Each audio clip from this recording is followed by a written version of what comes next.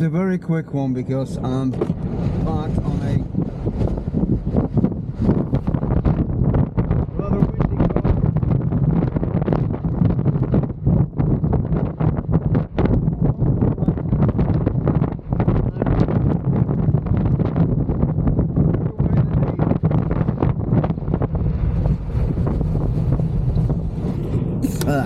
windy wind is blowing the signs and the grass and everything's moving.